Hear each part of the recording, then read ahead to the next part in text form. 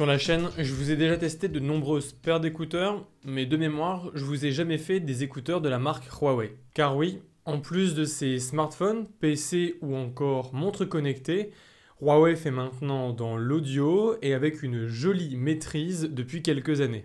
Et les rageux pourront même dire que, quitte à être doué dans l'écoute, autant faire de bonnes paires d'écouteurs. Et alors qu'en 2019, les FreeBuds 3 venaient concurrencer les AirPods classiques et AirPods 2, avec une réduction de bruit active en plus, même si elle était vraiment anecdotique, eh bien en 2020, Huawei cible clairement les AirPods Pro, avec en début d'année les FreeBuds 3i, que je vais d'ailleurs vous présenter dans cette vidéo, et un petit peu plus tard, sorti en octobre, les FreeBuds Pro, qui ont aussi beaucoup d'avantages que je vous présenterai dans une future review, normalement début 2021.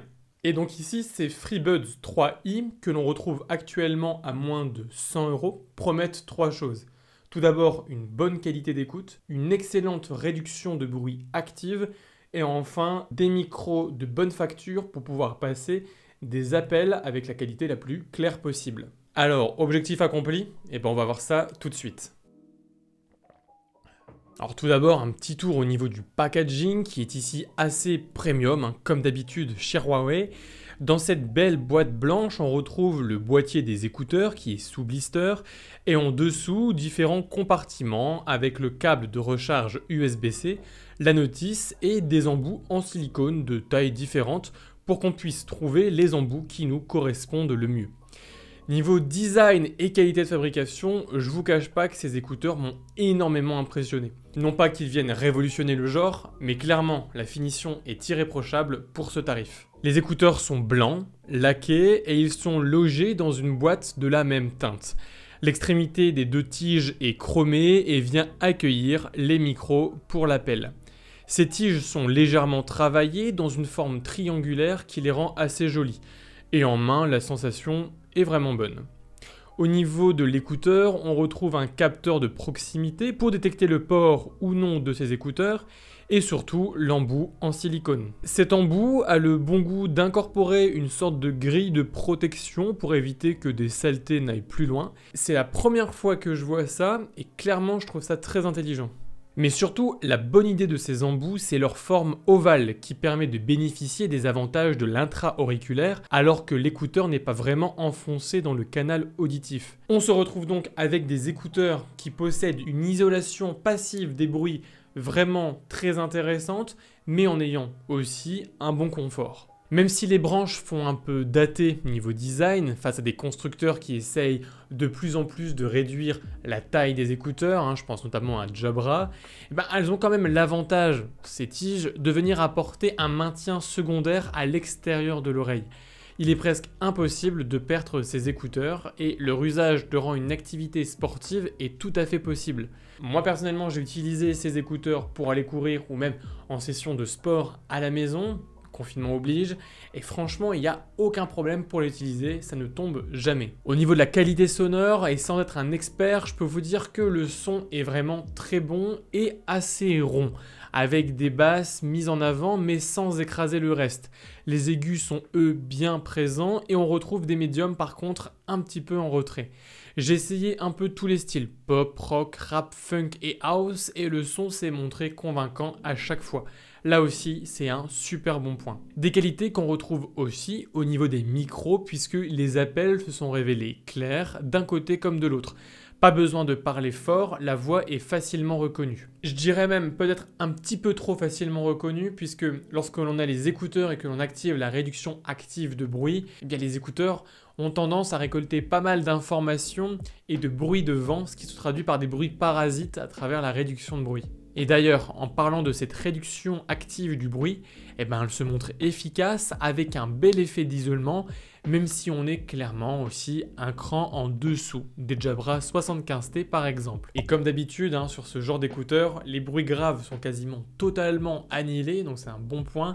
Par contre, c'est vrai que les médium haut et les aigus, globalement, passent encore pas mal à travers les mailles du filet. De plus, deux remarques lorsque l'on utilise cette réduction active du bruit, le son est un petit peu altéré au niveau de sa qualité et aussi on perçoit une sorte de souffle assez présent lors de l'écoute. Les FreeBuds 3i possèdent également la fonctionnalité transparence qui utilise les micros pour nous retranscrire à l'intérieur des écouteurs les bruits environnants.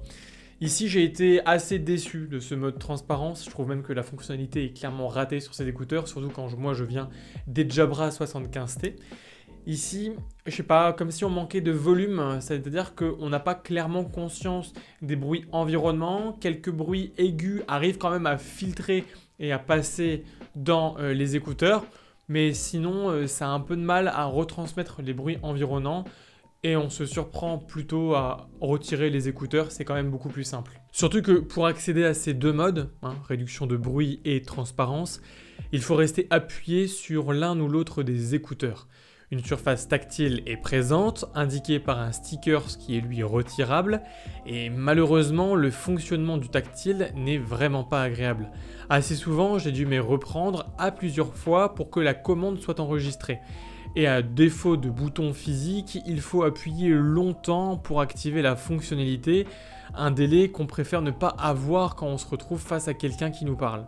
Et enfin, ces écouteurs disposent d'un capteur de proximité qui permet de mettre en pause la lecture d'une musique ou d'un film lorsqu'on retire l'écouteur. Malheureusement, et alors que beaucoup d'écouteurs disposent de cette fonctionnalité, la lecture ne se remet pas en marche lorsque l'on remet l'écouteur. Il faut donc repasser par soit le téléphone, soit les gestes tactiles, donc en appuyant 2 fois sur un côté ou l'autre en fonction des gestes qu'on a choisis. Et comme je vous l'ai dit, c'est pas très intuitif au niveau du tactile.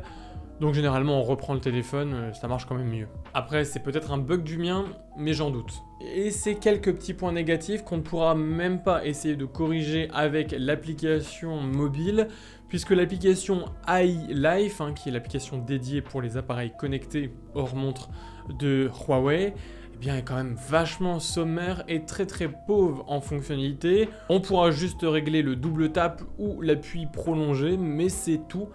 Aucun moyen de régler la profondeur de la réduction active du bruit ou encore du mode transparence. Et c'est clair que comparé à d'autres marques comme Jabra notamment, on se retrouve face à une application qui est quand même très pauvre à ce niveau-là. Et enfin, pour terminer ce test des FreeBuds 3i, on va parler de l'autonomie puisque c'est un des points négatifs qui revient souvent dans les tests de ces écouteurs. Annoncé avec une autonomie d'environ 3 heures, c'est vrai que ça peut paraître un peu juste. Alors effectivement, moi aussi j'ai environ 3 heures d'autonomie, mais me concernant, je ne trouve pas que c'est réellement un problème puisqu'il m'arrive très rarement d'avoir des sessions d'écoute de plus de 3 heures. Les écouteurs se rechargent très vite lorsqu'ils sont placés dans le boîtier et ce boîtier dispose aussi d'une LED multicolore qui permet d'indiquer le degré de pourcentage des écouteurs et du boîtier. Donc à ce niveau-là, on a quand même un packaging qui est assez sympa au niveau du boîtier. La recharge se passe par un câble USB-C et le boîtier, lui aussi, se recharge en à peu près 1 heure, 1 heure et demie. Mais il est vrai que 3 heures, alors que la concurrence propose désormais plus de 6 heures, ça fait un petit peu short. 6 heures, c'est d'ailleurs l'autonomie que proposent les FreeBuds Pro. Alors, ils sont proposés à 100 € de plus, et donc oui, vous payez plus, mais également pour avoir plus. Et donc voilà ce que je pouvais vous dire sur ces FreeBuds 3i, qui sont des écouteurs qui, globalement, m'ont quand même vachement surpris, que ce soit sur leur qualité de fabrication ou alors même sur la qualité d'écoute, qui clairement surpasse les Xiaomi à moins de 50 €. Je vous disais en introduction que ces écouteurs, on peut les trouver aujourd'hui aux environs de 100 €, mais on peut même surtout les trouver à moins de 70 €. Et là, c'est vraiment une superbe affaire, un prix pour lequel on pourra, j'imagine, tolérer ces quelques défauts, notamment une application très faible et une autonomie un petit peu à revoir. Et donc j'espère que cette vidéo vous a plu, je vous invite à vous abonner à la chaîne si ce n'est pas encore fait, on a encore beaucoup de vidéos à voir ensemble. Et en attendant la prochaine vidéo, je vous dis prenez soin de vous, mais restez curieux. Allez, salut!